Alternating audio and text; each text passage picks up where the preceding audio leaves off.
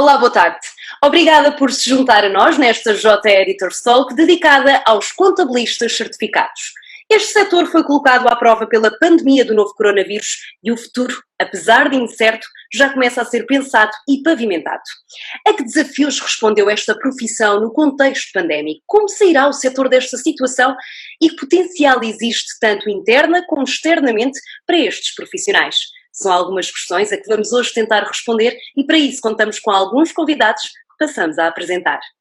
É verdade, Marta. Juntam-se a nós, nesta conversa, Jorge Cadeireiro, administrador do grupo Nucase, Tiago Dias, partner da Baker Tilly, João da Avó, Managing Director da On Corporate Portugal, Ana Louro, Business Unit Managing Partner da Moneris e Gonçalo Gonçalves, partner da New Key. Junta-se também como convidado especial a esta conversa Roberto Dias Duarte, ele que é Business Advisor da Accelerating Your Entrepreneurship.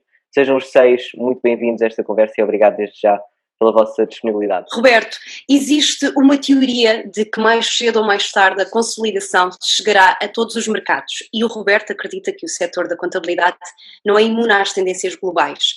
Como vamos verificar essa consolidação? Em que é que ela se reflete? E terá de ser tudo muito oficioso e rápido ou há espaço para um processo de consolidação com peso e medida? Bom, na realidade, a consolidação do mercado é uma tendência global na contabilidade, inclusive. E esse movimento já está a ocorrer, por exemplo, no Brasil e no Reino Unido. Existem diversas teses científicas sobre a consolidação de mercado e que explicam o comportamento desses mercados de forma resumida da seguinte forma. Existem algumas fases durante o processo de consolidação. A primeira delas é a fase de abertura, onde é relativamente fácil criar um novo negócio. Os processos são artesanais, há pouco uso de tecnologia, pouca gestão do negócio. Os fundadores têm mindset operacional, ou seja, eles mesmos executam as tarefas, como, por exemplo, cálculo de impostos, cumprimento de obrigações e processamentos. Numa segunda fase, que é a fase de profissionalização, as empresas definem formalmente processos, utilizam de forma intensa a tecnologia, criam estruturas de marketing, gestão de pessoas, governança, e os fundadores, nesse momento, gastam mais tempo na gestão que na execução das tarefas operacionais. Na outra fase, é a fase de consolidação, há uma expansão orgânica da empresa e chega um ponto que essa expansão orgânica, por aquisição de novos clientes, torna-se inviável. Por quê? Porque o custo de aquisição de clientes se torna muito elevado. Então, a expansão do negócio, primeiro, caminha para o sentido de uma internacionalização das empresas e um crescimento por fusões e aquisições. E a penúltima fase é a fase de concentração, onde os players dominam o mercado, mas sobram apenas 3, 4, 5 players.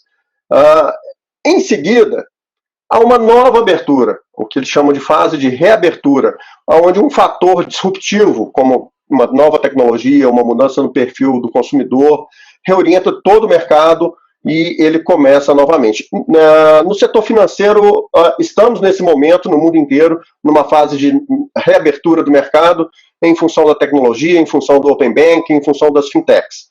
Hoje no Brasil, eu conduzi uma pesquisa, aliás, todo ano eu conduzo essa pesquisa aqui, eu faço uma análise do mercado e pretendo fazer essa mesma análise em Portugal.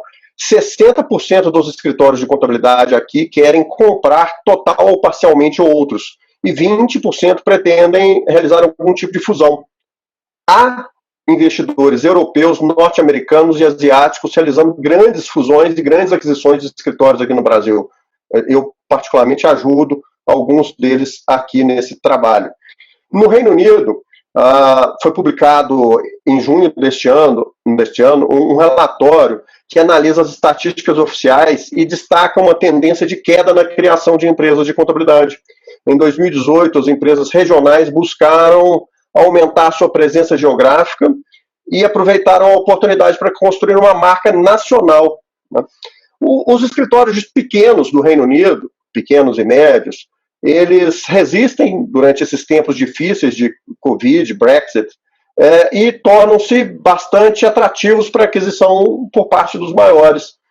E há também um fator psicológico que os profissionais, alguns deles, obviamente, têm muita dificuldade com o processo de transformação digital, em especial a transformação digital tributária, impulsionada pelas autoridades tributárias, e aqui eu lembro que no Brasil nós começamos esse processo em 2004, né, com o Big Brother fiscal, que hoje vocês chamam. Eu escrevi o primeiro livro sobre o Big Brother fiscal aqui no Brasil justamente em 2004, e esse processo aqui começou um pouco mais cedo, por isso que nós, desse ponto de vista, estamos numa fase um pouco mais acelerada de consolidações. Mas e Portugal? Aí que está a grande questão que eu acho que todos querem saber. Talvez aqui em Portugal ainda haja espaço para uma expansão, porque as tecnologias de digitalização, as tecnologias em nuvem, tornam o custo de entrada de novos entrantes, né, entrada no mercado, como profissionais que vêm de grandes empresas ou mesmo recém-graduados, né, profissionais novos, criem seus próprios escritórios. Então, talvez em Portugal ainda haja, eu não tenho comprovação científica para isso ainda, pretendo, como eu disse, realizar esse estudo, haja espaço para um crescimento em quantidade, mas a tendência de concentração é inevitável, porque no mundo inteiro, as tarefas nível 1, que eu comentei agora há pouco, elas tendem a ter grandes centros de serviços compartilhados globais, em escala, usando muita tecnologia. Né? Então, sobre Portugal, a gente precisa de avaliar ainda mais dados, obter mais informações, mas é uma tendência também que eu acredito que vai acontecer aí em algum tempo. Obrigado, Roberto. Bem, eu acho que o Roberto já nos explicou muito bem aqui as várias fases e agradeço a excelente descrição. Acho que em Portugal estamos um bocadinho mais atrasados e que há casos de sucesso. Temos aqui alguns dos participantes que há 10 anos atrás fizeram com sucesso a consolidação e começaram com compras e com fusões a abranger um maior leque de empresas.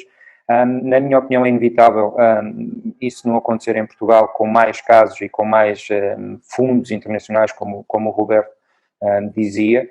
Temos uma realidade muito de microempresa, com os tais 5 trabalhadores, com escritórios muito pequenos, mas muito próximos dos clientes. Eu acho que o caminho é por aí e acho que temos que perceber que isso nos traz escala, nos traz capacidade para desenvolvimento de outras áreas tão importantes que por vezes estes escritórios mais pequenos não conseguem dar ou prestar serviço ao cliente. Desde logo centros de competência técnica mais alargados, de conhecimento, onde os assuntos são muito bem estudados e são muito bem conhecidos por esses centros. A questão do marketing, a questão da digitalização que os pequenos escritórios não conseguem. Portanto, eu, para mim, concordo plenamente com a intervenção do Roberto e acredito que Portugal vai passar por essas compras e por essas fusões e por uma reorganização, nunca perdendo de vista que parte do tecido empresarial português são micro e pequenas empresas e, portanto, que esse apoio e mesmo pensando um bocadinho mais além em termos de custo dos FIIs de contabilidade, terá que sempre ser repensado e balanceado, porque o cliente dessas micro e pequenas empresas vai querer estar próximo do seu contabilista e vai querer não ter um aumento de FIIs tão elevado. E essas estruturas, por vezes, têm que se adaptar a estes clientes mais pequenos, mas o caminho é inevitável. Muito obrigada, Gonçalo, Roberto, Ana, João, Jorge e Tiago, por esta agradável conversa dedicada aos contabilistas certificados. Quanto a si, espero que também tenha gostado. Já sabe que pode rever esta talk e muitas outras no Facebook e no site do Jornal Económico. Tenha uma boa tarde.